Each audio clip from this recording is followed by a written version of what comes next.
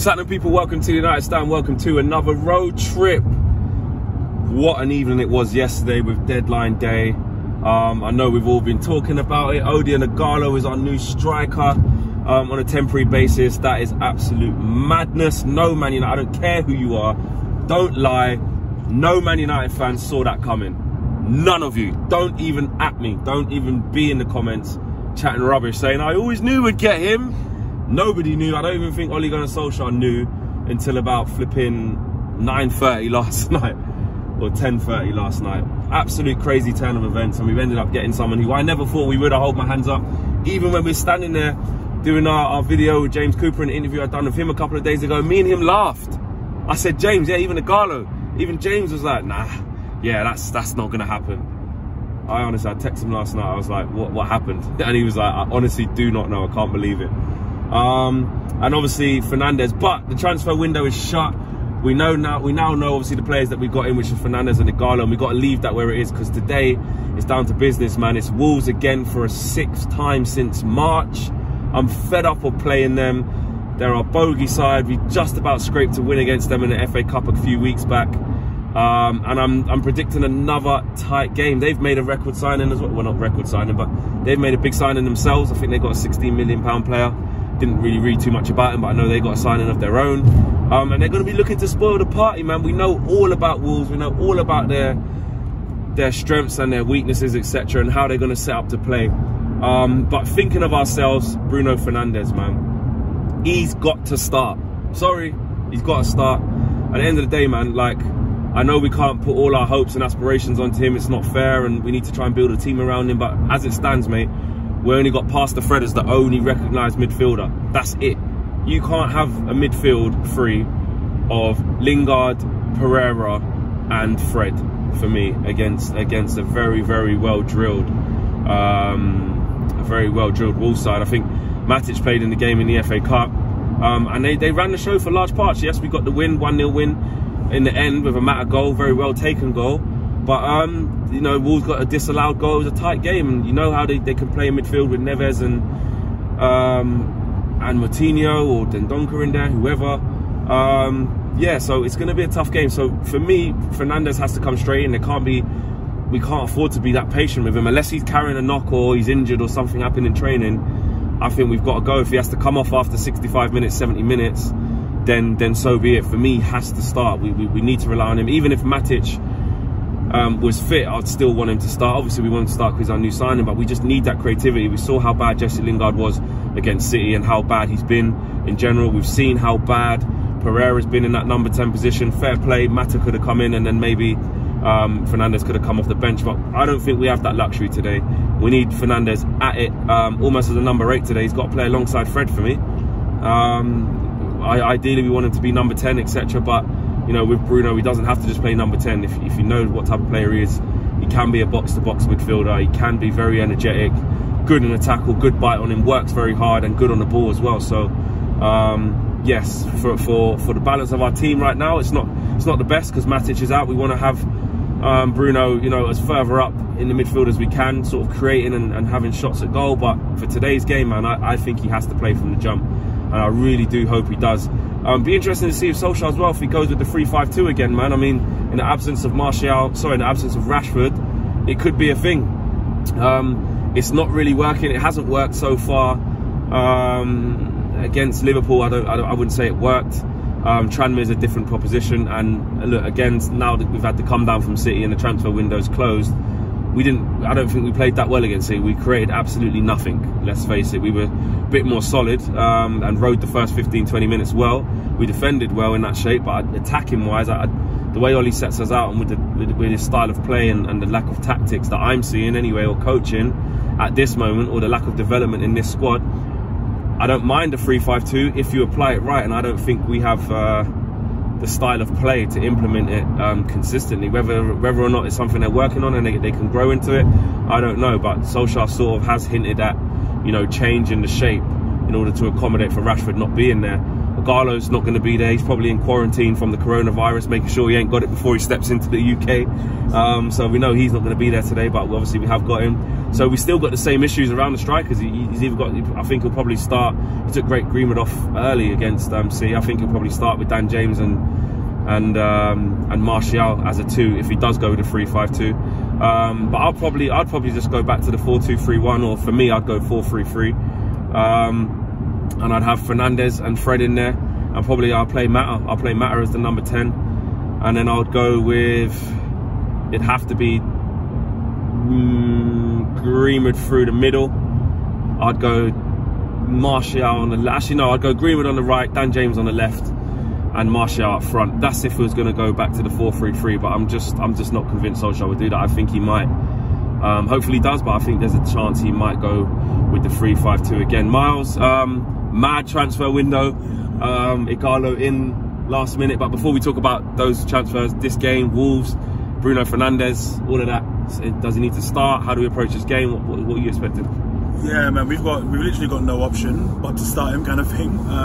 You know, it's a shame that Matty's got that red card and he can't play and whatnot, because it would have been great to see Bruno Fernandes just slot straight into that number 10 position. Yeah. Because we've been crying out for that for so long. But okay, cool. He has to be, you know, put straight into the team. And I think, you know, Oli has an option whether he puts him in the number 10 or in the midfield, like, you know, 2 with Fred. But I think the better option is probably like you said, to put him next to Fred, and then have Mata in the number 10, because I don't see anyone else who can fill in that central midfield partnership and do a good enough job. Do you know what I'm saying? So yeah, he's gonna have to play alongside Fred, do what he can, and just show what he can bring to this team. Because if he doesn't start, I mean, it's almost certainly going to be Pereira and Fred. We've seen that happen before throughout the season when there's been injuries. Pereira, Fred, and then you're looking at Lingard at number 10 or Mata at number 10, and that just spells disaster for me against the Wolves team. So I do think he needs to start. Miles got the sunglasses on today. He's trying to go ghosting, mate. He's had a long night. You had a long night, Miles. Yeah, a bit of a mad one still. I'm not feeling 100% right now. You know what I'm saying? I bet, man. You know. Typical. But the Ighalo thing, man. Like, look. I think every Manchester United fan, like I said at the beginning of this video, no one thought we'd get him. Like, it was mad. It was more looking like Josh King, and even that was like, what, Josh King, what's going on? Then Ighalo comes out the blue, like, bam. Like, but now he's here. Short-term deal to the summer. Obviously, gonna get us by, give me some more legs. What's your thoughts on that, man? I mean, you know, it's definitely a panic buy loan. You know, but at the same time we needed someone, so now you've got someone in, you're just kind of hoping that he can do some kind of job until the end of the season. It's obviously a very short-term thing, and you know, hopefully to kind of bolster some goals in attack, and I'm just hoping he can get some goals and help us claim that top 4 spot, man. Definitely a weird one. I was tweeting on the deadline day, just like I wasn't really understanding what our game plan was in terms of trying to get someone in. I just didn't understand what was happening, especially with the first announcement of like us trying to get Josh King. Yeah. So it didn't really make sense, did it? Like, none of it made sense. It didn't make a lot of sense to me, and the Ighalo thing doesn't really make much sense to me anyway. But you know, it kind of goes to show how desperate we are, and to the lack of strikers there are in the market. So is it the lack of strikers though? Or lack of strikers that want to come to us. It looks like no one wants to come to you, and you have to go to China to get a player. Well, we've gone from Haaland having that pretty much. I heard that, well, even James Cooper was saying that United were comfortable with that situation, that Haaland would come. Yeah. He's gone, nah mate, I'm going Dortmund, loudest thing. That's true. Then we got linked with Cavani, he ended up staying. Yeah. Even Giroud I would have taken, like, you know, and then we've ended up going like a Josh King, then Bournemouth couldn't find a replacement, then we just literally go, oh, let's just go to China and get Odion Ighalo. Like, no offense to Ighalo, like, he's here now, we'll back him, we'll want him to do well, and he's not going to start all the games, he's going to be just a different option coming from the bench. He might start here and there, and as fans, whoever signs for your club, you got to back them in it. There's none of this hostility of, he's dead, blah, what's he doing on the pitch? He's here, he's our guy for 6 months, and we want him to do well. But it stinks of desperation. Like, I think it's a disgrace, personally, the fact that we've ended up having to go from looking at strikers up here to then, no disrespect to Ighalo, just bringing someone like a bolt out of the blue. Like, it just shows lack of planning, it shows incompetence, and it shows desperation, man. I just still can't fathom it. In terms of if you're looking at the positives, okay, it's a player. That's kind of where it's just someone to fill the void. That's the most I can really be. Yeah, and that's sad that we have to be like that as Man United fans, but it's just the truth. Yeah. And I was always saying, don't just get someone to be a body. Like, if you was just going to go and get another Jesse Lingard just to be a body, what's the point? But isn't the thing, like, in this press conference, oh, we're not going to get a player unless exactly it's because of the Rashford thing. It's because of the Rashford thing. As soon as that Rashford thing happened, it's like they all went, shit. Yeah, so about that long-term plan. Yeah, so anyone want to come for a few months? Like, it's just pathetic. When we needed a striker from the summer, 1st of January, by the 5th of January, 7th of January, 1 week in, we should have had one, because we knew all along we needed one. But it really wasn't until Rashford got injured against Wolves that we started going, oh shit. Then there's the scrimping and scramping, man. It's crazy, isn't it? Crazy. Yeah, man. It's just so. I can't get my head around it still, to be honest. The only positive is that it's a human being. You know, that's kind of it's a human being that can play football. You know what I'm saying? So you hope. Nah, and you know what though? Actually, and that's no disrespect to him. Yeah, no. Do you know what though? Because he is our player now, we got to do the gas. I'm wearing my Nigeria top next time. He can chop a man. I'm just going off the Watford form. You know, there's that video going around, because in that season, for about 18 months before he dipped from Watford and went downhill, he was good. He was having man up. Like, he scored about 15 goals, I think. And he was like, strikers come and do that. Papi Cisse, Michu, Pukki's that guy. Do you know what I'm saying? Who was that other guy? Gretiano Pella. He was at Southampton that time. You get those little strikers, and Ighalo would have fallen into that. Remember that guy Ighalo when he come and batted up for a bit? Do you know what I mean? He's got some ability, and in the African Cup of Nations, bro. I think he was top scorer. Only last year. He can play. I'm just saying, it's just like we've got to back him now and lift the gas. So I'm here for the Ighalo FC, innit? I'm here now. I've got no choice. I mean, for all we know, he could end up being pivotal to getting us top 4. Madness. You never know. Exactly. And then you know, obviously he's not gonna stay for longer. But then people will talk about him as, oh yeah, remember when Ighalo came in? Yeah, like how Henrik Larsson come for 3 months. I was gonna say Henrik Larsson as well. Like, oh yeah, remember when he came and did this for us? So you know, if he doesn't do that, that's not his fault, because panic buy, panic loan or whatever. He's been brought in to just kind of try and do a job. So if he does it, he does it. If he doesn't, that's literally our fault. He's got one hell of an agent. How much is he on? He'll be on 6 figures, mate. I've read a few times that he's on 100 grand a week, and we've had to pay 4 million for the loan as well. So it's not completely free. We've paid 4 million, and we're giving him 100 grand a week for 6 months. That's how. So yes, it's not like we don't have the money, but it's just mad. I do not blame Ighalo one bit. He is a big Man United fan. I've seen him say it a lot of times. So fair play. But yeah, man, I don't know.